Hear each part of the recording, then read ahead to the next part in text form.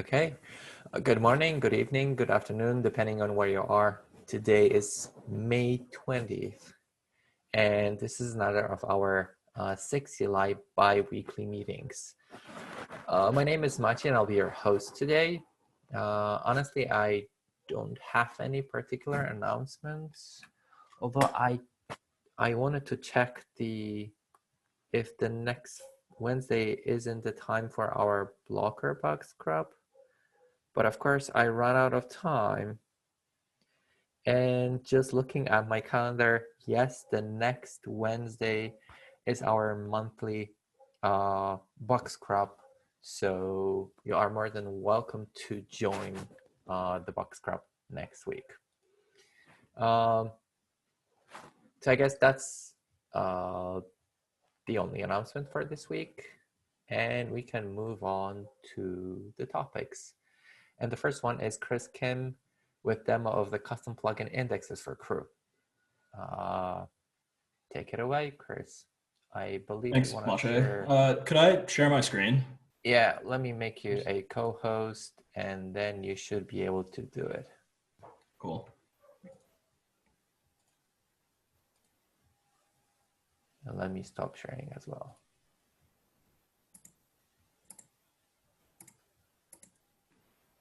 Okay, cool. Can everybody see this? Yep. Okay. Yeah, so in last week's meeting, or 2 weeks ago, I guess, Amit mentioned that we're pretty close to being done with the work for supporting multiple indexes in Crew. And so I just wanted to show a quick demo of that. And so I just set up this like dummy kind of custom index in my own GitHub, but so I want to showcase just adding that. And so this is kind of like the syntax for adding a new index. And so this index subcommand is new now, and we can see that we added mine, and I forget what the plugin I added was called. Okay, so yeah, I just added this simple plugin in here. And so to install plugins from custom indexes, you have to prepend the index name, like so. Oh, whoops.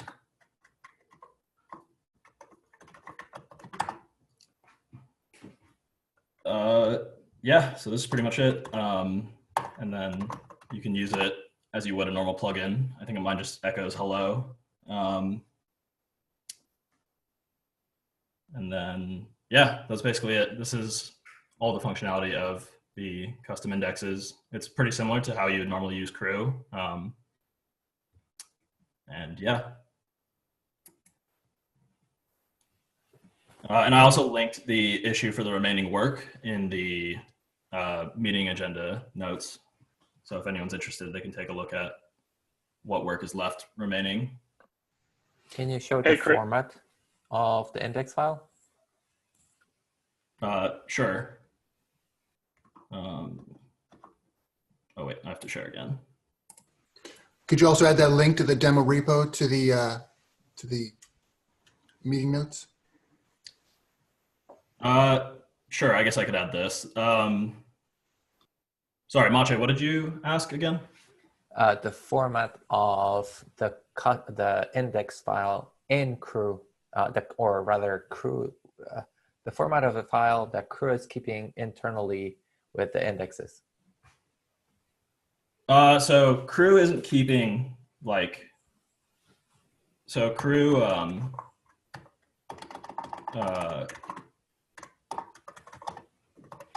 so Crew doesn't have a file to keep track of indexes. It just clones the index into this index repository or directory. So we have this default one, which is Crew index, like the central index. And then when you add a new index, it clones the one you added by name into this directory here in like the .crew folder where it stores everything. Okay, gotcha. Hey, awesome work, guys. This is cool. Chris, do you know off the top of your head how similar this is to Helm's implementation of multiple index repositories? No, I've never used Helm, sorry. Okay. Yeah. Anything else?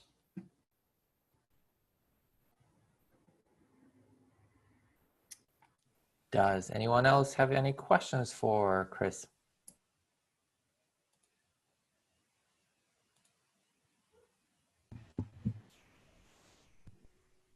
Okay, hearing none. Thank you very much. That is amazing. I was really looking forward to have the support for the multiple indexes in Crew. The next on the agenda is Alex with composition support and customize. My only request for you, Alex, would be if you could fit in, because I remember the last time we spoke about the topic for the majority of the meeting. I would like to time box that in within the next 15 minutes, let's say, so that we have the topic, the time necessary to cover the remaining two, especially the last one. So I'll keep you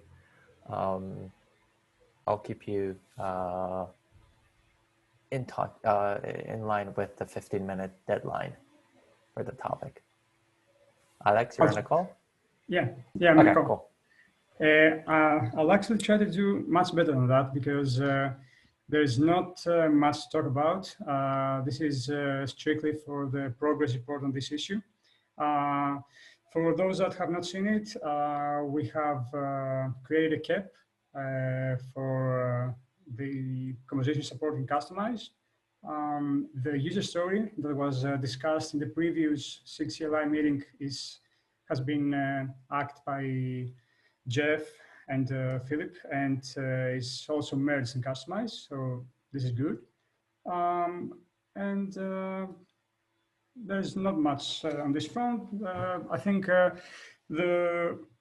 when people can see the KEP, we can have more to discuss about, to talk about. So that's about it from my side.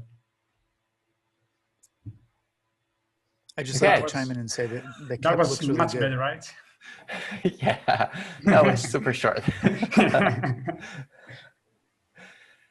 Does anyone have any questions for Alex? Because aside from the discussion that Jeff had with Phil and Alex last time, I'm not sure if people got a chance to look through the KEP.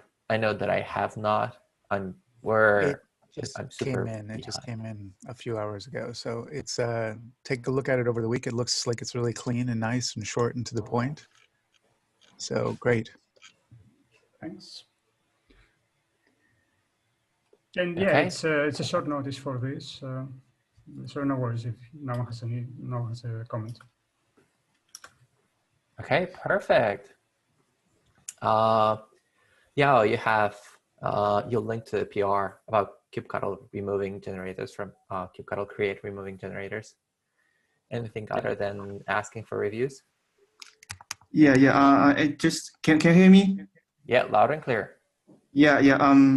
So I actually have some questions. The first is, as we all know, the kube control run now has only support for pod, not deployments, right? The kube control run. So now we create deployment using kube control create deployment, but this command doesn't support a port flag and the replicates flag, right? So I believe there are some PRs is working, some PRs to add the port flag and the replicates flag to kube control create deployment, right? So since a lot of people is complaining about the fact that we removed kubectl run, and a lot of those cases, I can't say that we will always add everything that was supported in kubectl run to kubectl create. It will be always case by case.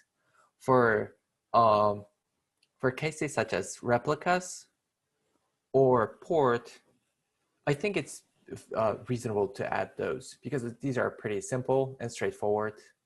At the same time, we need to be very careful not to add each and every single possible bit, because if somebody is thinking about The overall goal for the create commands is to help you get started with writing deployment, with writing stateful set, or any other resources. This is for newcomers. If you're someone that is a long-term Kubernetes user, 99% of cases, you will be writing those yums or JSONs, whichever you prefer, by hand, because you will be tweaking much more than it is possible with the create commands. I don't want to end up in a situation where create commands are super bloated like the run was, because the problem with having this many options is it will be confusing to users. And honestly, it often happens that when I need sample resources, I'm going to just invoke create command with a dry run and pipe it into a file just so that I have the template of a resource, and then I can add the additional things. I know it's not super handy, but it will allow me to have the basic template, and then I can tweak whichever bit of the resource that I want, because I don't want to code each and every single possibilities within those create commands. So yeah, it's reasonable to add those. I have a PR actually for the port flag, Yeah. because I've noticed in a PR that I was where I removed the run, a lot of people were complaining, and I got a feedback from docs that it's hard for them to replace the documentation bits. So it's I think it's reasonable to add those particular cases for the create command. So yeah, that's definitely something that I will want to address. But like I said, it's always case by case. Think whether it makes sense in the overall picture. It should not blur the overall perception of the command. And the command is simple jumpstart, nothing more. Yeah. Yeah, just sorry. I just wanted to emphasize. I mean, I think we're all on the same page, and we all understand. We definitely want to emphasize the apply use cases and not the create use cases. This is, there's been obviously over the years plenty of use cases for create, but that's not that's not what we want to emphasize. We want to emphasize the declarative apply, which is the direction we're moving in. Okay, so I just have the last question is, I thought there was some work to do to get rid of these generators in the kube control create and kube control run. I don't know if this is the thing we have to do. Yes, the generators that are spread in the entire Kubernetes kubectl code were initially written for the run command, and when we eventually stopped the ever-growing run command, they overlap to create commands. But what we actually want to see within the run commands is simple commands: create, I don't know, job, create, role binding. Several commands are already very simple. We literally have a resource structure inside of the command, how it produce, and it just throws it. There's no need for fancy generators. They're, I think, a over complication of a very simple thing that we just want to have a resource that does this, and that's it. Yeah. No But additional. But if we want to remove the generators, I believe there's quite a lot of work to do. Like this PR, yes, and that like many PRs they need to do, I think. Yes, I'm well aware of that one. And this is definitely not something that we will be able to solve within a couple of days. It's rather a long-term goal to get rid of the generators. I already started deprecating the the generator flag for create commands because Yeah. it does not make any sense for create commands. If I say explicitly create deployment, there's no point in passing a different generator for that creation. So we want to have the create being straightforward and very simple commands. Okay, thank you. Sure. Does anyone else have any questions with regard to this topic?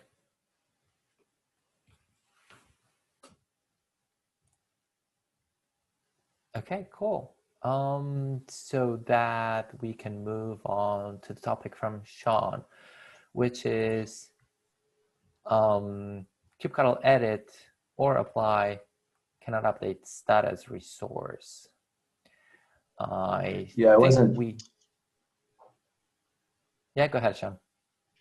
Yeah, I just wanted to bring this to the attention of the community. There's both Tim Thaukin and Jordan Liggett said also think that this is important. I think that if you go down further, I think Jordan mentions not just editing the status, but I think he mentions multiple like the patch command as well as even apply. Basically being able to modify yeah, he mentions get, edit, apply, and patch seem to make sense. And this is an annoying gap. I'm not sure that I'd be able to commit to working on this, but I wanted to bring this to the community's attention and ask if we think that this is something that we can green light so that somebody could work on it.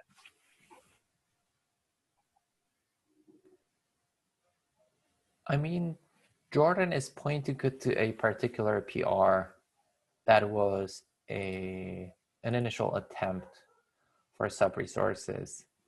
And given that with the proliferation of the CRDs and their support for sub-resources, it seems reasonable to support this. Although I do imagine that probably what we need to do here is take a step back, try to write it down, a proposal, how this could look like.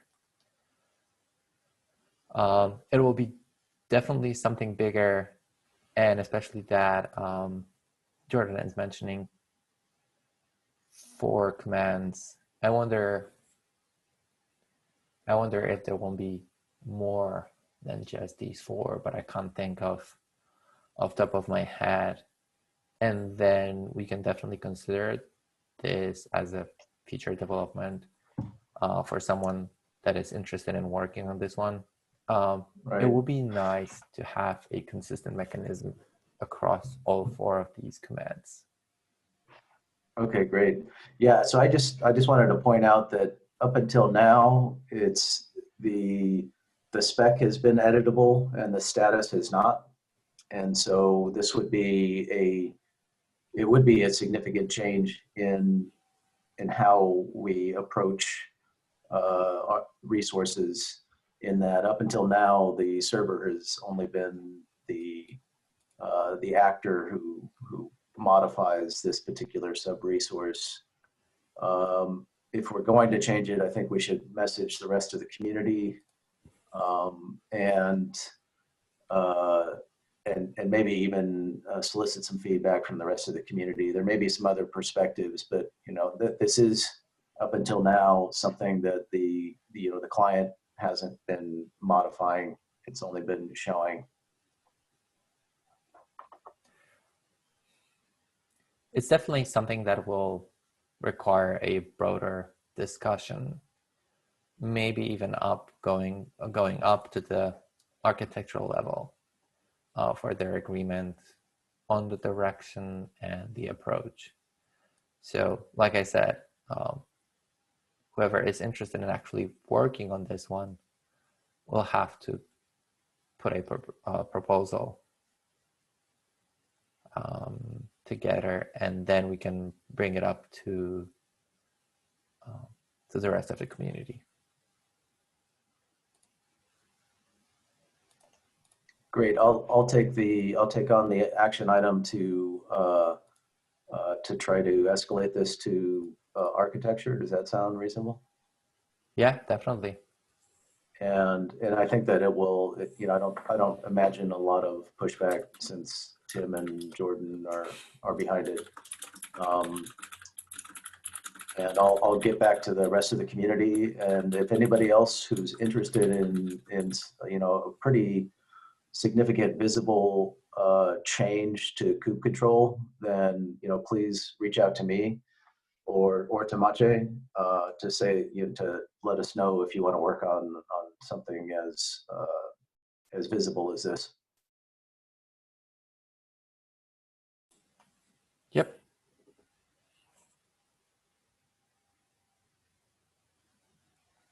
Does anyone have any questions, suggestions, or ideas that they want to share?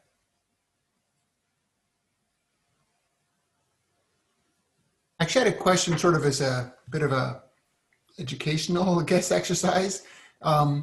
Is the semantics of kubectl edit any different than if I just did a get, opened it up in Emacs, save that to a random file, and then apply -f? Does edit do something more than that round trip of get and apply? Edit does a patch. It calculates a patch.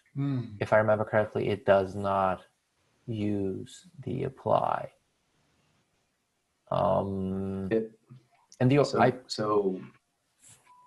yeah, go ahead, Sean. Go ahead. Yeah, it doesn't set the last applied annotation.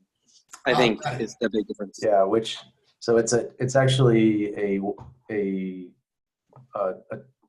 very well-known way of getting into trouble when you are combining edit with apply because of that last applied annotation.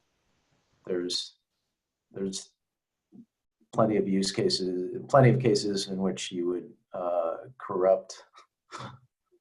It's actually yeah, it's a problem. I mean, the only reason that we did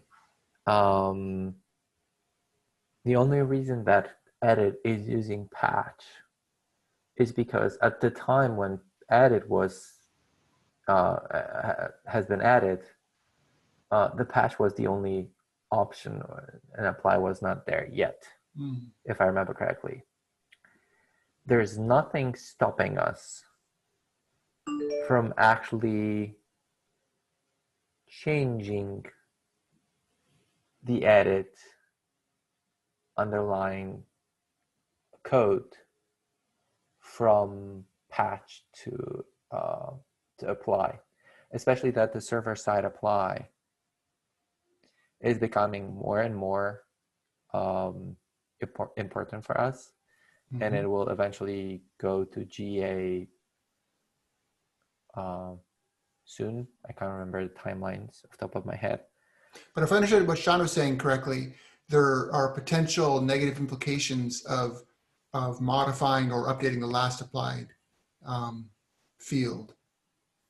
And so we'd have to, if we did that, we'd have to somehow have a version of apply that didn't modify last applied. So I think he's saying the opposite of that. Actually, like if you do the patch and you don't update the last applied, then your last applied doesn't match anymore. I got it. Thank you. And then the subsequent three-way merge that happens can get this can get in trouble. So if I do an apply, if I do an edit, and there isn't currently a last applied annotation, there won't be after edit is done.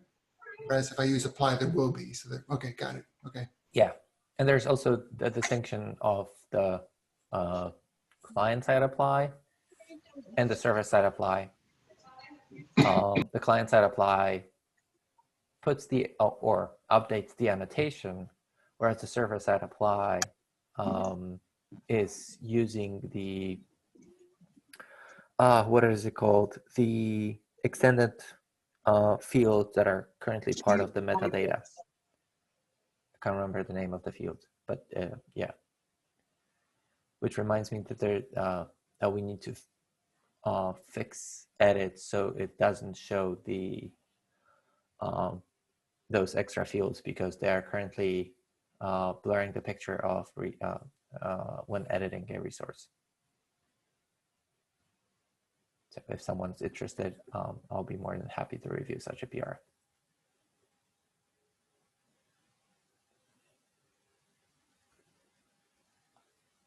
Okay. Does anyone else have any other topics that I want to bring to the community board? I do have a question. I was looking around for documentation around how Customize is released. There are a few recent regressions that hit us, and I've since added my own integration test against masters, so I should be protected from that now, and that I can help enter issues early. But I was wondering if there was any kind of prior art for any type of early adopter program for Customize, and typically what you guys do before you release Customize. Jeff, Hi, you're on this the call? is, yeah. Okay. Hi, this is Jeff. Sorry about the regressions. We've got extensive pre-submit tests and release tests we perform, but occasionally something slips through. The release process is described in the releasing directory. It's a subdirectory in the Customize repo. There's a contributor who's building a Go program to replace the bash script that's in there right now that we're using for releasing. Mm-hmm. But yeah, the goal is obviously to release without having without introducing new bugs, but sometimes it happens. I think if I understand Bailey's question correctly, it's that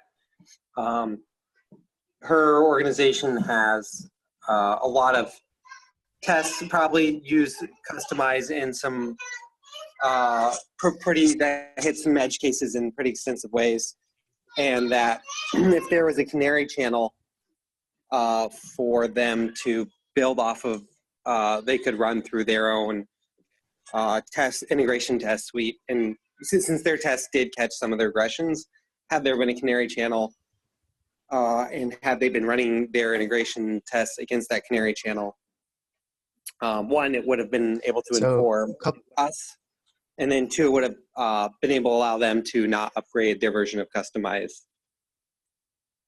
Yeah, and obviously if I ever catch anything in those tests, step one is definitely to get coverage back into Customize. The trouble for me is, right, we're not all of our manifests have released yet, so I don't have those out on GitHub right now. But I'm working on trying to get like a canned version out there, set it up with GitHub Action so that anybody can get feedback off of, even on their PR if they wanted, to make sure it works against. I would say we have like 20,000-ish lines of YAML, mainly all built out with Customize. So it'd be fantastic to get more test coverage in repo. So, you know, we can take advantage of those tests. There is no staging release channel at this time. So if you have any proposals about how that might work, that'd be great. There's just head, and then of course the officially released versions. So maybe Bailey, if you want, you could reach out to the person doing the the release release tool for Customize. Is that Donnie, Jeff? Yeah, there's a PR right now. The title is, I think, Release Program. Let me take a look. Yeah. Possibly we could have like a branch. It's PR2. Sorry, right. Go on. It's a PR 24.99. Yeah, that's right. So we could do branches. We do have release branches, but we aren't doing anything special with them at this time. So they don't have any kind of separate testing process or, you know, process around them. Maybe take a look at PR 24.99 if you'd like. Mm-hmm. Thank you. Jeff, have you thought about, I don't know, maybe doing some beta releases, leave it for a couple of days, maybe a week, and only if nobody returns with complaints, actually marking that as a GA. Just a thought. Sure. There's also built into our current process. We do have a period where we have a draft release up, but that doesn't sit there for a week. Typically, it only sits there for, you know, on the order of hours. So we could try it with the next release. In fact, it was going to cut one today, moving up to, I think, 3.6. And we could put a draft up, and then it's available for download. We could let it sit at the draft status and switch it to non-draft, I guess, after a few days. Is that appropriate?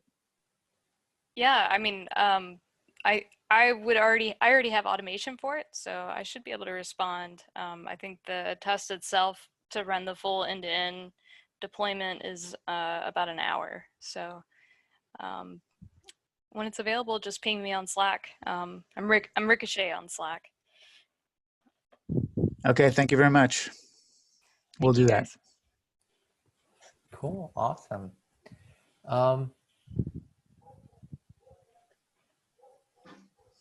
Does anyone else have any other last minute topics? So I came late. Did we resolve the composition issue? The composition, there's a cap put together for review, and there's a link in the agenda. That's all we talked about, the composition in Customize. Okay. Yeah, the great. CAP was just filed 4 hours ago. It looks pretty good. Take a look at it, please.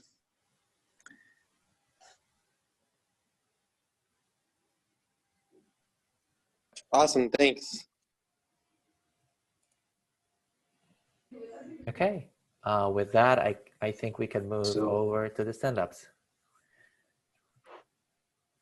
Jeff, you're the first one. All right, I'm the only stand-up. So as I just mentioned, we're going to do a release today, and we'll leave it in draft status for and available for download for the course of the week. I will ping Ricochet. I just want to let everybody know that I'm working on this refactor to remove all of the Kubernetes core dependencies from Kustomize, the API machinery, etc. This is going to allow us to refresh the version of customized libraries that are built into kubectl. They've lagged for about a year now because it's this dependency is such a intractable problem. So it's going to be all cut, and we're going to replace it with dependencies on the KYAML library, which are also in the repo. So 2 benefits of that. One, we'll be able to reincorporate the code into kubectl. And the second is that the KYAML libraries are, I think, a superior way of approaching the whole problem of editing YAML. And I think it's going to accelerate the development of like new techniques, new special transformers and whatnot for transforming YAML. So I don't have an estimate on when that's going to be done. I keep thinking it's like a Zeno's paradox. It keeps receding from me, but I am making progress on it.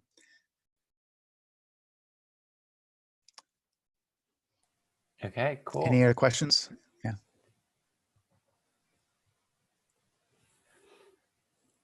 Does anyone else have any stand-ups or things they want to share with the community? There was just one thing I wanted to share with the community before the end of the meeting.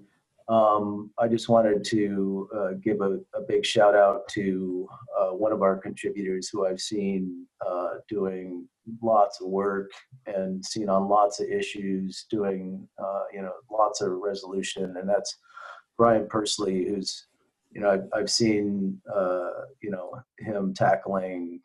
I know that there's a lot of people out there doing good work. I just wanted to point out that I think a lot of people have noticed just how much good work Brian's been doing recently.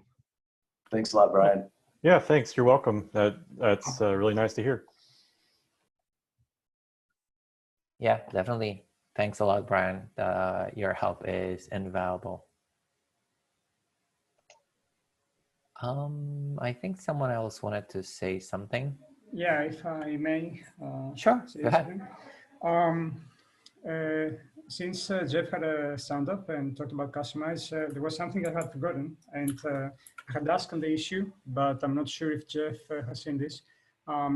Jeff, I saw that you have merged the examples for the composition stuff, but the code is not there yet. So how do you want to tackle this?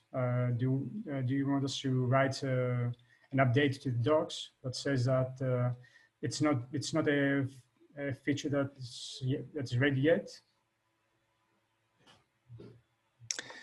Yeah, that'd be good. Just throw something at the top of the docs. So those docs, a lot of the markdown that we have annotations in them that make them part of our feature tests. And those particular examples don't have that yet. So they're not really, they're not dangerous in that respect. Nothing's failing because the feature's missing. But yeah, I agree. Throw something in there saying that this is part of the CAP, point it to the CAP, and mention that it's alpha. That's all. Okay, cool. If you send me a PR today, I'll get it in right away. Thanks. Sure.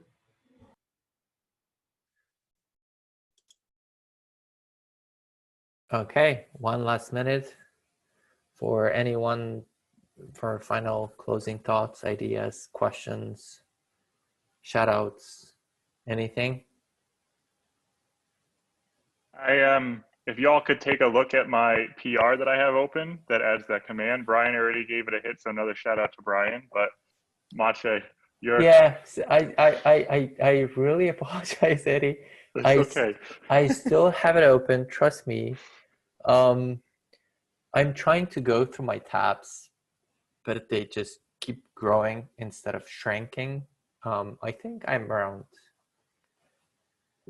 I don't know, 40, 50, 60 open tabs, which basically means about 80% of them is PRs waiting for my reviews. So yeah, I feel very guilty.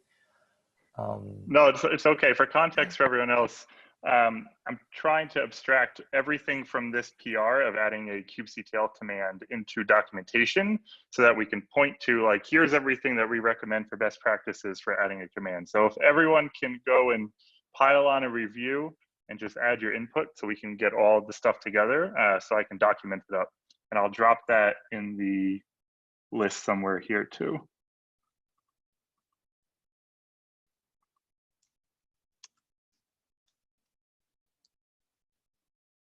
Thank you.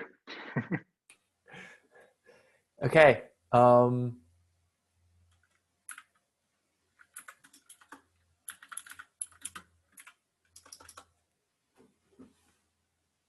I think that's pretty much all for today. With that, thank you very much for your time today. As usual, it was a pleasure talking with you all. Stay safe, and see you next week in the Buck Scrap call. Take care. Bye. Bye, everyone.